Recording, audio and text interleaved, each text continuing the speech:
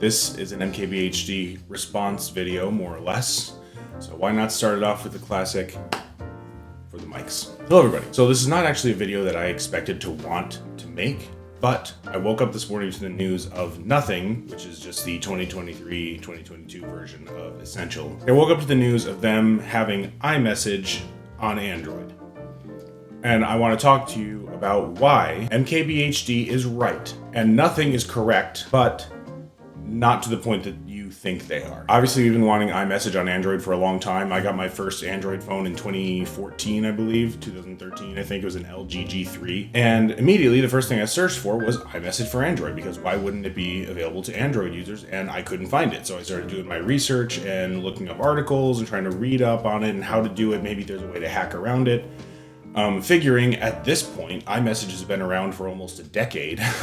Like, there's gotta be a way to do it. And there wasn't. There was nothing. All that to say, that's kind of when my investment in tech started, when my interest in like, oh, I wonder, is there a way for me to hack into it? Is there a way for whatever? Like, my interest in tech kind of started there and then really peaked in like 2016 when I started repairing phones and worked at Best Buy. The reason I tell you this story is because wanting iMessage on Android or another device besides an iPhone is a long-winded issue that, yes, it's nice to have the novelty of being able to use it on, Sunbird or this Nothing Chats app or whatever, but it's still using a Mac in like a warehouse somewhere, like on a server, to allow you to access the Apple server through iMessage. So my concern with this is, although yes, it's cool, same thing with Beeper, it's not fixing the problem, it's just patching the problem. It's like putting a piece of steel over the pothole.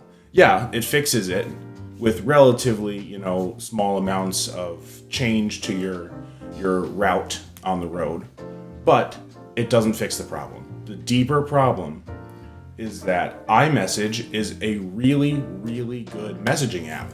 It's one of the best on the planet. And if Apple were to be able to step outside of their blinders of this keeps people buying iPhones, this keeps people buying iPhones, and actually make the step to move towards service-based products like they've been trying to or attempting to try to, like Apple TV and fitness and all that stuff over the last few years. If they were to actually do that and either A, charge $10 a month to use iMessage on any platform, or charge $10 for the app, something like that, they would immediately be a multi-million-dollar business and put Telegram and everything else to shame. Immediately, it would become the texting standard overnight on the entire planet. It's that good. It is a really, really good service. The annoying thing for me is not iMessage. iMessage is not the problem.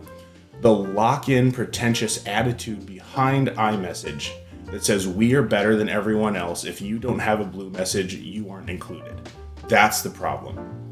And that's what I think doesn't need to exist anymore. Exclusivity in certain things here and there. I use Google phones a lot, so I know there's a lot of like googly stuff on the Pixel 8 Pro that is exclusive to the Pixel.